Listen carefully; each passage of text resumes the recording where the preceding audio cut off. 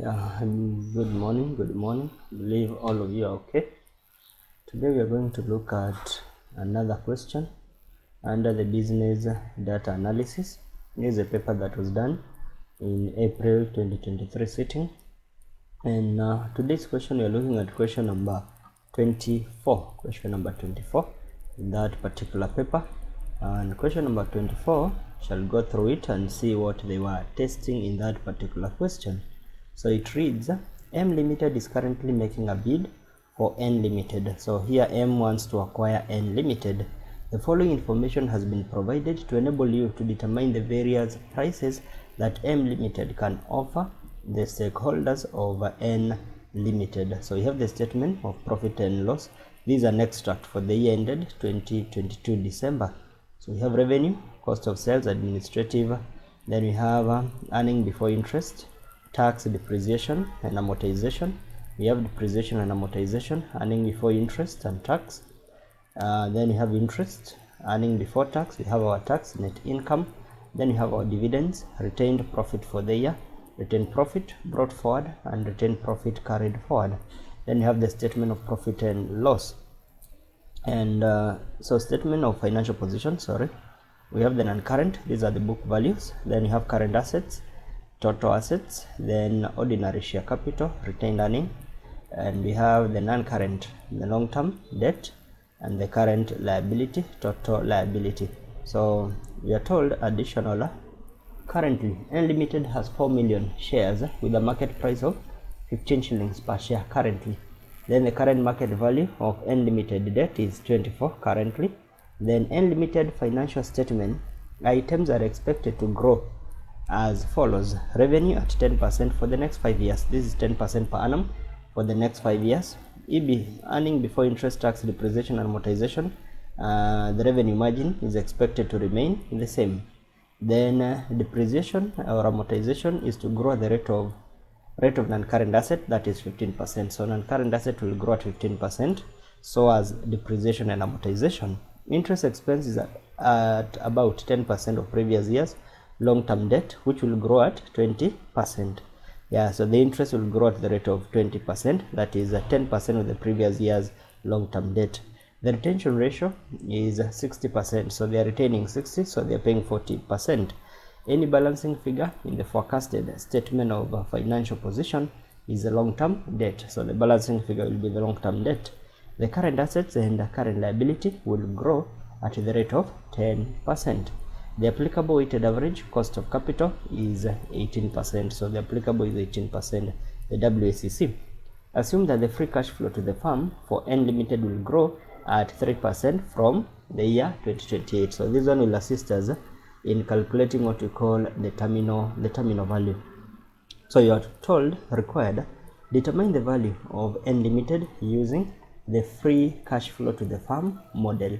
So you need to determine the value of N using the free cash flow to the firm model. So the question will be, when you talk about free cash flow to the firm, these are the valuation models in financial management.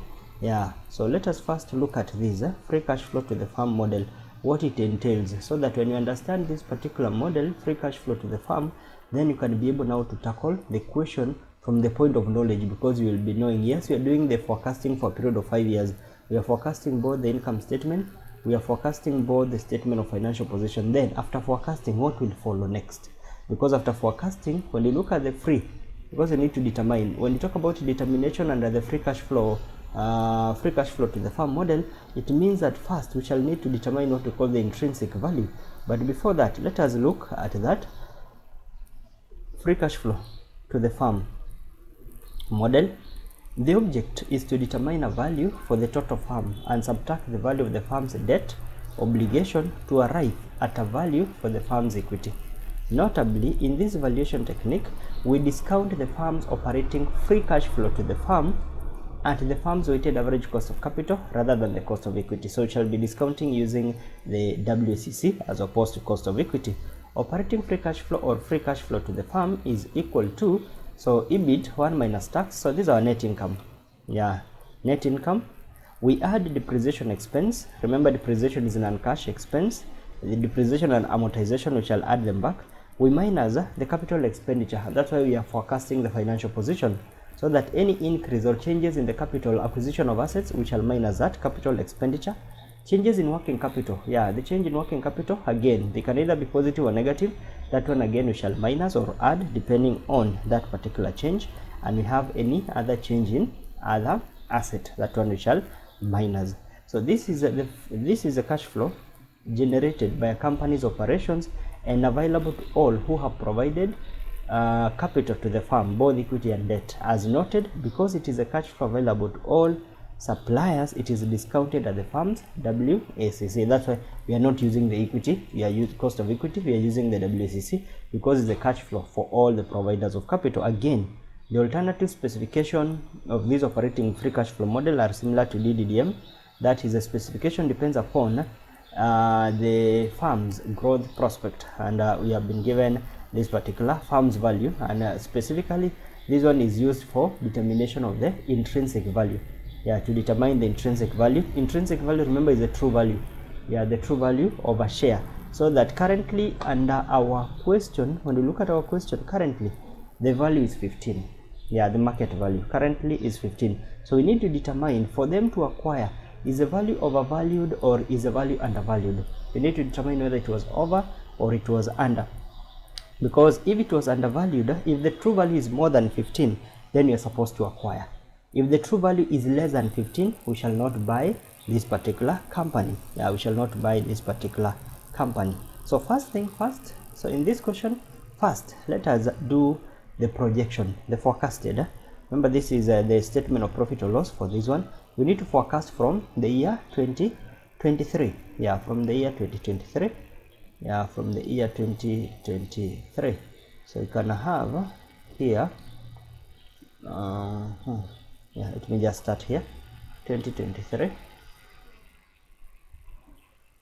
2024, 2025, 2026, 2027. And those are 5. 1, 2, 3, 4, 5. Those are 5 years, and this is our forecasted. Yeah, forecasted.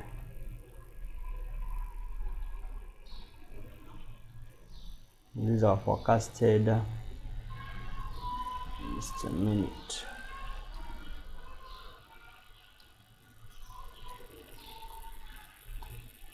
Yeah, these are forecasted.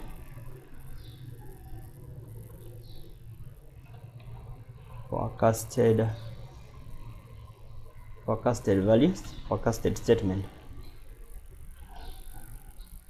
Forecasted statement of P&L of profit or loss. Profit or loss. So is that forecasted profit or yeah, forecasted statement of profit or loss. And they are shillings in thousand. They are shillings in thousand. They are shillings in thousand, all of them. And we are told here that revenue will grow at what? So unlimited financial statement items are expected to grow at the rate of 10%. Yeah, it is growing at the rate of 10%. So this rate is 10%. Let me just write it here. 10%. Yeah, 10%. 10% there. And here we have 15%. 15%. Here we have 10% first, and then we have 20%. And the next one, this is 10%, and WACC is 18%. Yeah, that way. And we are retaining 60. We shall come back to that. So we know that revenue is growing at 10% for the next 5 years. So currently our revenue is 100,000. So this one will be equals to this value. We multiply by, I will open the bracket, 1 plus the rate, 1 plus the rate of 10%. So remember, 10% is this 10%, I'll use full lock F4 to lock that, because that 10% will not change. That is a constant value that we shall be having. Yeah, 10% will be a constant. And for this one, I will use yeah, let me first get that. Okay,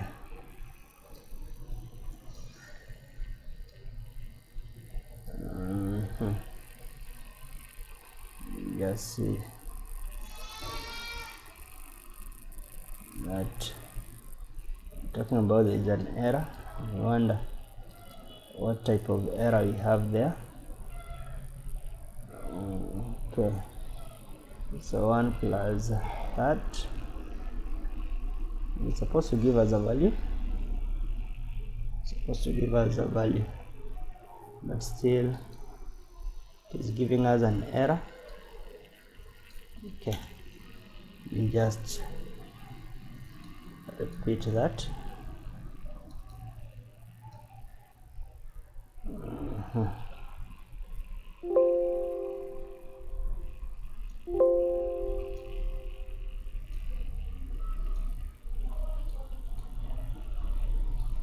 So here is 10%.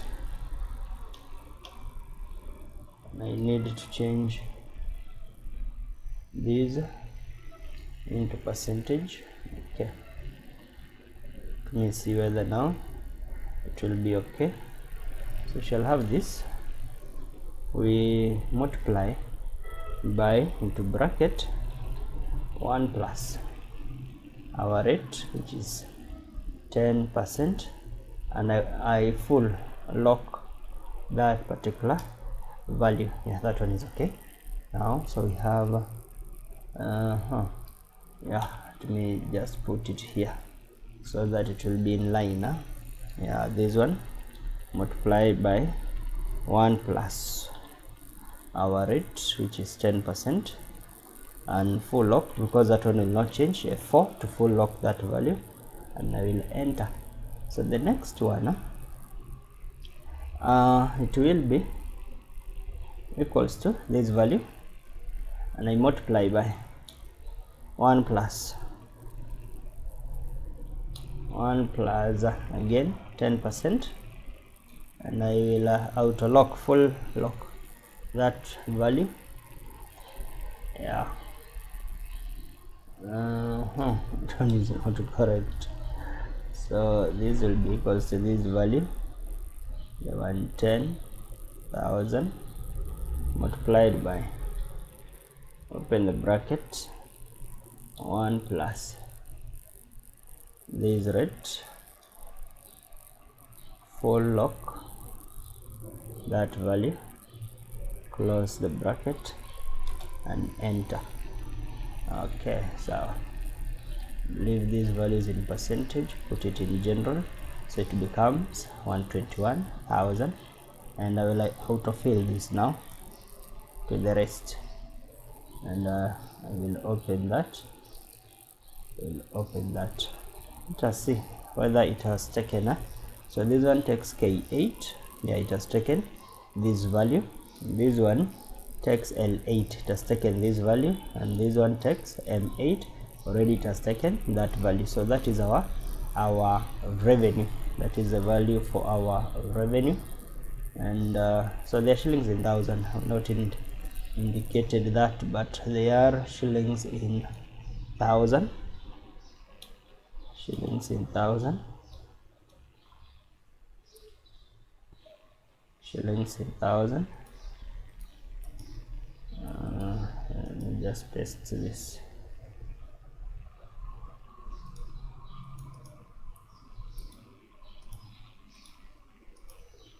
Yeah, the shillings in thousand, and from this point I need to use a 1,000 separator, and yeah, you can use two decimal place that way. That one is okay. Yeah, so that is our revenue. And the cost of sales, have we been told? So revenue is at 10% for the next 5 years. EBITDA, revenue margin, is expected to remain the same, so the margin will be constant. Yeah, our margin will be constant. And remember, now our margin here we are having should be 20% here. You have to calculate this margin. You take this and you divide by this value. It will be 20%. You got to convert that into percentage. 20%, yeah, 20% over this particular value. So this one will be equals to this multiplied by 20%. Yeah, and we need it to be general. It's going to be general. Then it did not pick the value. This value multiplied by 20%. So our 22,000, and can't pick that. Okay, sorry, did not pick. Yeah, so here I will auto lock this value because that one is constant, and this will be this value. I multiply by this, which I will auto lock, and I will enter. So there, now I can drag that pattern. It should pick the pattern that way. When you look at this, it is taking a mate, yeah, this value, and multiplying by the rate, and that will be our EBITDA. Yeah, EBITDA. And to get the cost of sales, we just minus here. This one will be equals to this minus this value, and you get 88, and this value should be negative. It should be sorry, this one is the one that's supposed to be a negative.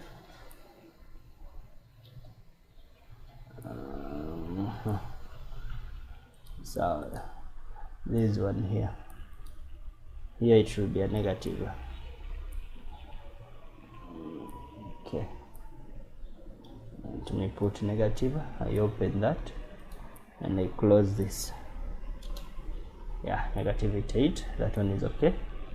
And the other thing that again I will edit is I normally like using the bracket. Just format my cell custom. I change this one here that we have a negative. I'll use a bracket to illustrate that, in order to use a bracket for the negative, and I put okay, and that one will be okay that way. So when you minus, you'll get, so that is our EBITDA. And our depreciation, we are told it will grow at the rate of what? EBITDA, that one is expected to remain the same. Depreciation and amortization will grow the same rate as an current asset, that is at 15%. So here it will grow at 15% of that value. It will be equals to, and I'll put a minus sign, this value I multiply by into bracket 1 plus the rate of 15%, and I will full lock that 15%, and I close the bracket, I enter. The same for the second one. It will be the first one, and it did not capture the negative, so I will say that yeah, this value. Okay, yeah, already it was a negative, so there was no need of putting another negative, sorry.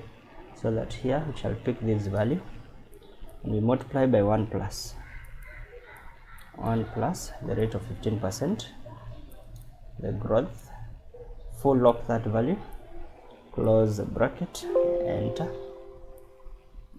Okay, no, should not be the same value, so this value, and you multiply by, you open the bracket, 1 plus the rate of 15%, the rate of 15%, and that rate of 15% is one that we are auto locking. That you close the bracket and you enter, it will be 52.90. You autofill that, autofill that value. So that will be our depreciation. We get the EBIT. The EBIT, I'll use alt equals from here. Yeah, the EBITDA we minus the depreciation, we get that value, and I will autofill that one. Then we have our interest. Interest again is growing at the rate of so you multiply by, in the bracket, 1 plus 10%. Was it 10% for the interest? Interest expense is at about 10% of the previous year's long-term debt, which will grow at 20%, which will grow at 20%. So the rate is the interest will be 10% of the previous year debt. So it means this will be this debt that we had, the long-term debt, by 10%.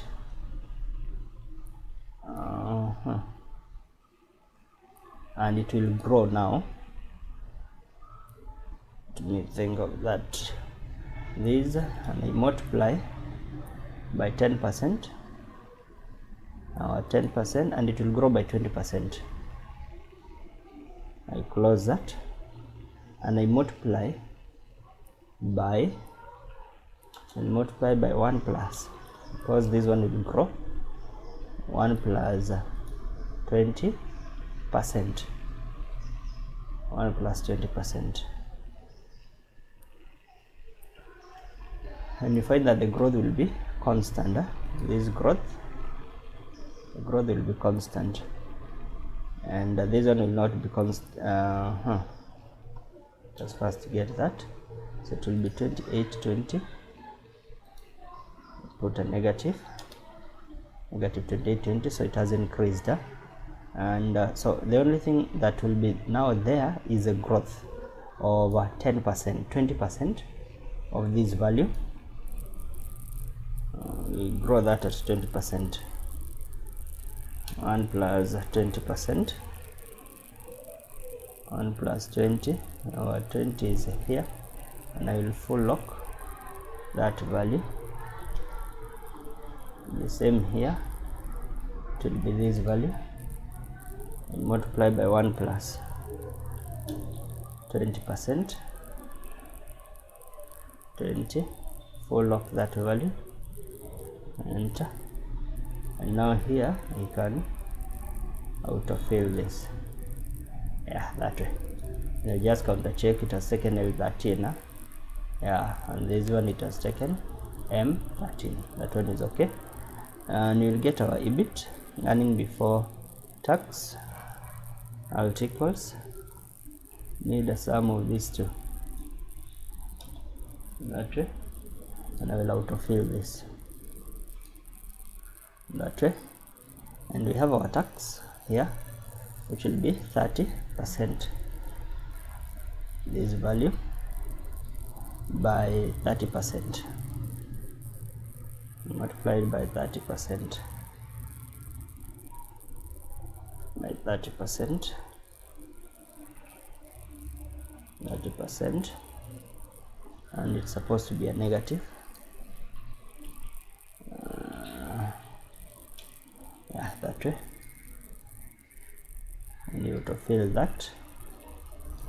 Yeah, so it will be K14 by 30, yeah, that way, and you'll get our net income here, which will be alt equals this one,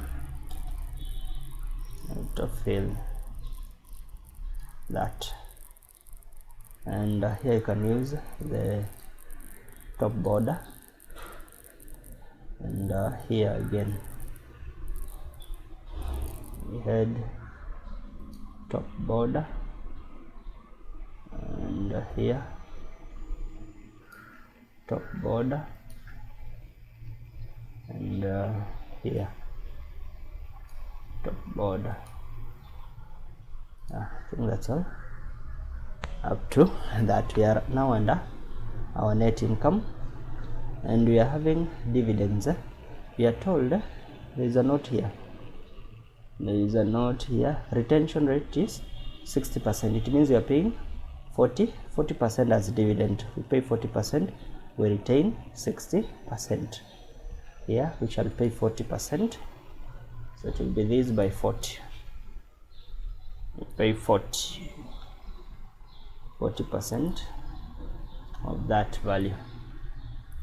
That is our dividend, paying dividend of 40%. We have to fill that dividend of 40. We get our retained. Alt equals our retained earnings. This is our retained earnings. You can use top border. Then we have the retained profit brought forward. The retained profit brought forward. So the brought forward was 14. So the retained profit carried forward was 20. So the 20 now will be the brought forward here. This one, and we get here alt equals, we sum the two together carried forward that way, and this one yeah, so here we shall do one by one, because this one now will be the value here. This one, and here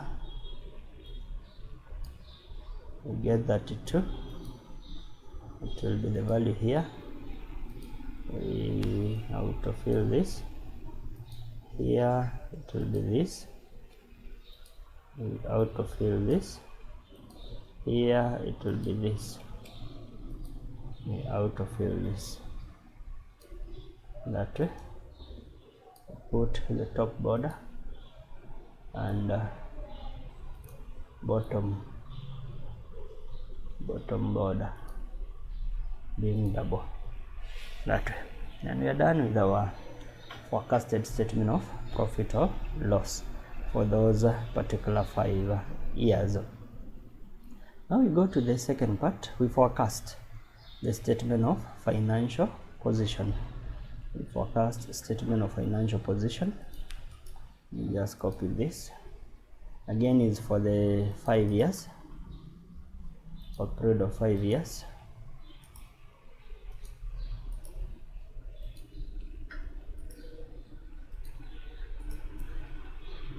For a period of 5 years. So forecasted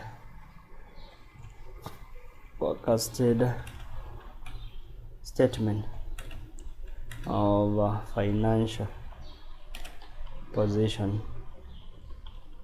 Forecasted statement of financial position. Yeah, so for 5 years, so I'll not write the years because the year they are the same. We're using the same table, so the years are the same from 2023 to the year 2027. So we are told that assets are growing by 15% here. Depreciation amortization is to grow at the rate of at the same rate as non-current asset, that is 15%. So they are growing at 15%. So this value you multiply by 1 plus 15% and you lock that. Auto lock that, and here it is this value 1 plus multiplied by 1 plus the rate of 15% again. Auto lock that, that way. Then you autofill from here that way. Those will be our assets. Yeah, that is non-current assets. But for the current assets and current liability will grow at the rate of 10%. These are growing at 10%. So we multiply by 1 plus 10%. Now 10% is this, and we lock that again that way. The same here, it will be this value multiplied by 1 plus 10%. 1 plus 10%, how to lock that way, and you autofill this value. Yeah, those will be that. Then you get our total assets equals the two of them. That will be 90,800, and I will autofill this. We'll use bottom border and top border that way. Then our ordinary shares, this is a book value. This one is not changing. It will be the same value. Yeah, that one is not changing, so it will be the same value, just but a constant. It will just be that constant value 16. Retained profit, already we have it here. This one will be our retained earnings. We just autofill that. Yeah, till 39, 46 and 54, and we get the total for that, the sum of the two, and you autofill. You use top and bottom border. Go to non-current. The total, this one will be the balancing figure. There is a statement there that they are saying, where is it? Interest expense, okay. Retention rate is 60%. Any balancing figure in the forecasted statement of financial position is a long-term debt. Any forecasted will be the long-term debt. So that means we leave that. We come to current liability here. Remember, this one is growing at 10%. Is growing at 10%. So 1 plus 10% here. Current assets and current liability will grow at 10, and we lock that way. And the second one will grow from this 1 plus 10%. Full lock and close that. Then you autofill that. Yeah, that way. And that's all. And that. So total liability, in this case you cannot be able first to get the total liability, because first you need to get the total capital and liability. The value should be the same. Yeah, the value should be the same here. So here I'll pick this value and I enter, and I will just fix that, the figures that we had there, because the assumption is they should be the same. So that the balancing figure in our case will be the long-term debt. So to get the long-term debt here, therefore our long-term debt will increase by a very big margin. 42.8, this was 90. Yeah, so it means here it will be this value, we minus this. Yeah, that way. And I will autofill that way. So that will be our debt, where we are taking so that, no, that one will be wrong, because this value is a total that value is wrong, totally wrong. So this will be equals to this value minus this, yeah, should be minus the three of them to get the long-term debt. Yeah, that one should be now the correct value. The correct value should be that way, and that one is okay. So that here I'll use alt equals the two of them, and I will autofill again this that way. I'll use the top, bottom and top border that way, so that when you add 48 and 42, I believe it should give you 90,800, and that is our long-term debt that we have calculated. And so far we are done with forecasting both the income statement of profit and loss, and already we are again done with forecasting the statement of financial position. So what is now remaining is to get the free cash flow. The free cash flow now, free cash flow to the farmer. That is what is only remaining, because already we are done with forecasting the two of them, the profit or loss, and forecasting the statement of financial position. So we now deal with the what? We deal with the free cash flow. Yeah, determination of the value using the free cash flow. So we need now to calculate the free cash flow. I want to see where we calculate that. The free cash flow.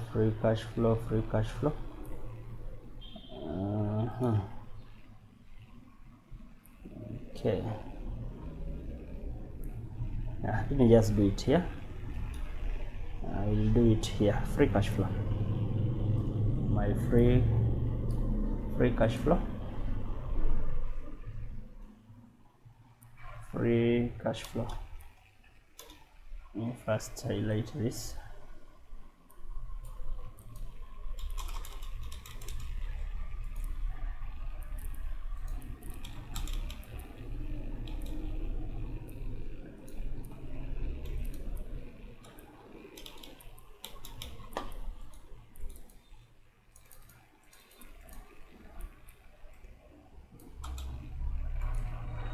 Okay.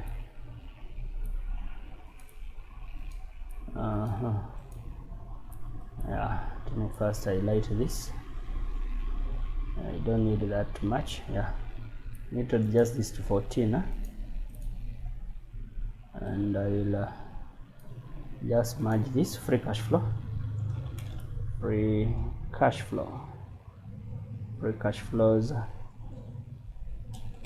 to the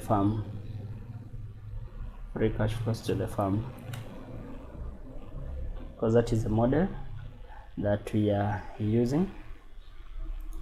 We are starting with 2023, 2024, 2025, 2026, 2027. That way. I bold that, I bold this, and I will start with my net income here. Our net income, and our net income, we had this equals to our net income. We had that, and I will just drag autofill this, what we had there as our net income. Yeah, 10 up to 12,735. That was our net income. We add depreciation, the non-cash, depreciation and amortization, depreciation and amortization.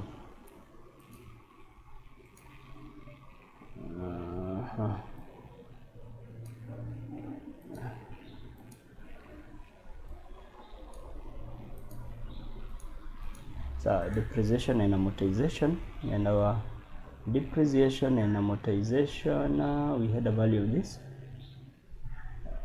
So remember, we are adding the value, we add it back because it was non-cash, so we are adding it. We shall put a negative to convert it into positive. Yeah, we are adding it back as a positive value. Then, so we are starting the net income.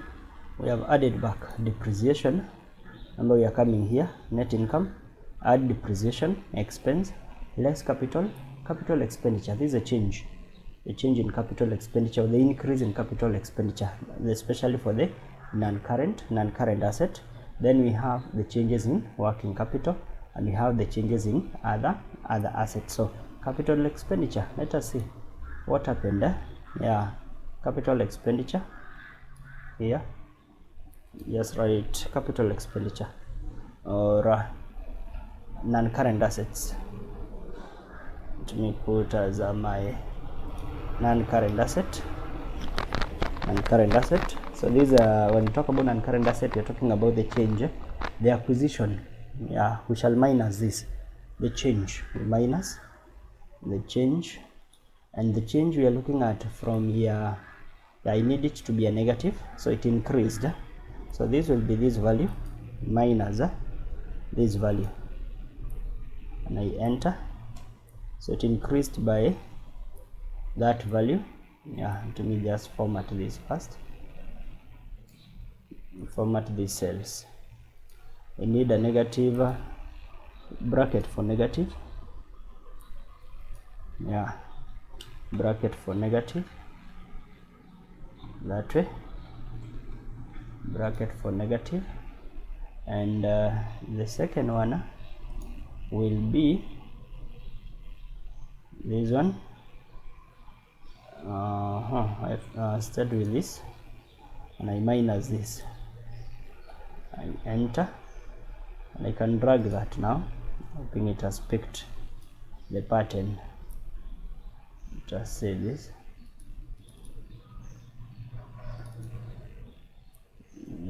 Okay. Yeah, that way. When you look at this value, it has just confirmed. This one, it has taken K24. Yeah, K24, and it has minused L24. This one. The next one, we just confirm to be sure. It has taken L24 minus M24, so that one is okay. That is our assets. Then what happened to working capital? And our working capital is current assets, and current liability. Current assets here, current assets, and these are the one current liability. The change in current assets and current liability, that change. So current liability,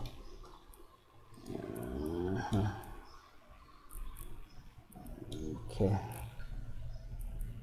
current liability, that way, that change. Just need to see the change. We can start with the current assets. This one, was it an increase or was it a decrease from 24? Yeah, so the change. So it means when current asset increases, we bought more. This minus this. Yeah, and we enter that, and I'll just drag that. Yeah, already that one, it has picked that format. All of them were negative. It was negative. Then we come to this other one for the, no, I have started with current asset.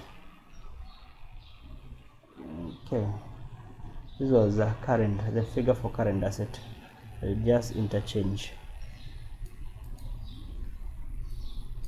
Let me just merge this.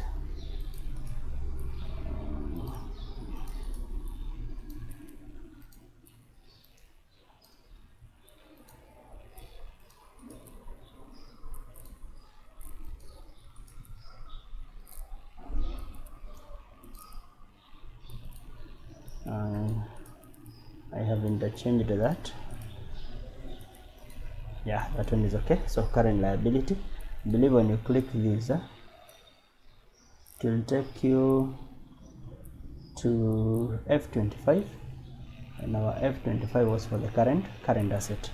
So current liability here, it increased. So for current liability, increase in current liability becomes an inflow. So this will be the opposite. We minus this. It's like the cash flow, the way we do it. This one, it is an increase, so we are taking this. So this was a positive value, and I will autofill that. Yeah, for them, for the liability, they were positive. They were positive that way. And what else? So starting with the net income, add depreciation expense minus capital expenditure minus change in working capital. Already we have minus the changes in working capital, whether it's an increase or a decrease, and change in other assets. In our case, we don't have any other asset, and those are the ones that will give us the free cash flow now, before we find the terminal value. I believe we have covered that. Yeah, we have covered that. Everything that you are supposed to cover already, we have covered it in that scenario, so that here you get the free cash flow. Free cash flow, FC, you just use that. So we look at free cash flow, FCF, and I will use alt equals to cover this, and I enter, and I will drag this. Yeah, that will be my free cash flow. Remember, they are shillings in thousand. Yeah, all these are shillings in thousand. They are shillings in thousand. That way. Then here we shall have our terminal value.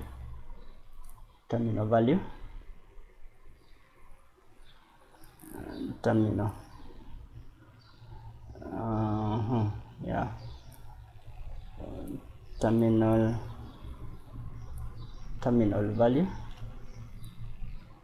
terminal value. So we calculate now the terminal value. So remember, we are told that there will be growth from the year 2028. There will be growth. Assume that the free cash flow to the firm for N Limited will grow at 3% from the year 2028. We just put here 3%. The 3%, that will be the growth. It will grow at that rate, 3% from the year 2028, and our this one. So we shall come back. So for our terminal, therefore, the value that will grow is this. So this will be equals to this value. I open multiplied by, open the bracket, 1 plus the growth of 3%, close the bracket, and we shall divide by the WCC minus the growth. So divide by the WCC, and I minus the growth of this value, and I enter. Yeah, that will be our terminal value. So the total free cash flow is our total free cash flow to farm. So this one will be this value. Just drag up to that value, and here it will be auto sum. Alt equals the sum of the two. I enter. That way, that is our total free cash flow, and I will close using the double bottom border. That way. And that's our question, total free cash flow. So we need now to determine what we are calling the intrinsic value, and when you look at our intrinsic value, this is our total free cash flow. First, we shall have to discount this, to get what we call the enterprise value. Enterprise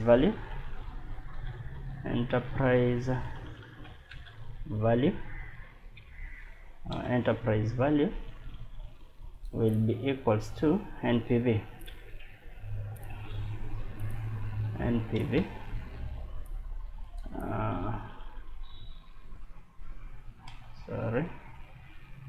So it will be equals to NPV. I tab this. Our rate, the weighted cost is this, and put the bracket, comma. I will highlight my values. This is what we are discounting, and I close that and I enter.